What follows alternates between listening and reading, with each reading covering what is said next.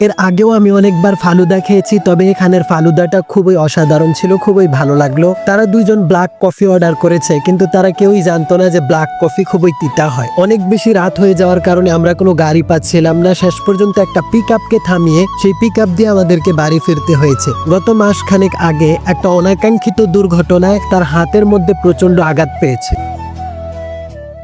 আসসালামু আলাইকুম বন্ধুরা, আপনাদের সকলকে স্বাগতম নতুন আরেকটি ব্লগে। আমার ফ্রেন্ড সার্কেলের মধ্যে সবচেয়ে ক্লোজ হলো জাবেদ। তো গত মাস খানেক আগে একটা দুর্ঘটনায় তার হাতে একটা মারাত্মক আঘাত লাগে। তো অনেকদিন ধরেই ভাবছিলাম তার সাথে দেখা করতে যাব। তো যেই ভাবা সেই কাজ, তাকে দেখতে যাওয়ার উদ্দেশ্যে আমি, মাহমুদ, হাসান আলী ও হাবিব ভাই রওনা করলাম। গৌরীপুর গিয়ে একতা বাসের জন্য অপেক্ষা করে পেলাম না, তাই তিশা বাসে উঠে গেলাম। বাসে উঠে কোনো সিট পেলাম না, এই জন্য দাঁড়িয়ে দাঁড়িয়ে আমাদের সফর শুরু হয়ে গেল।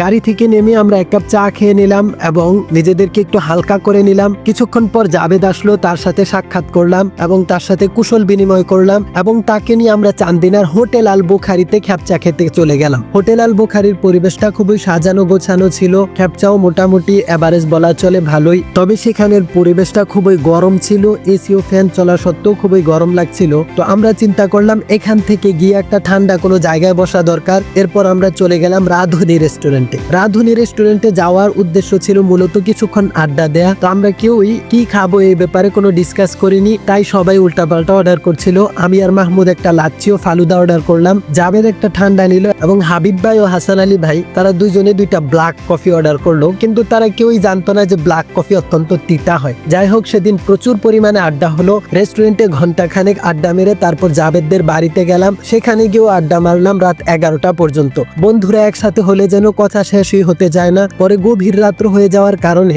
বাড়িতে ফেরার জন্য কোনো গাড়ি পাচ্ছিলাম না। শেষ পর্যন্ত একটি পিক আপকে থামালাম এবং সেই পিক আপে করে আমাদেরকে বাড়ি আসতে হলো।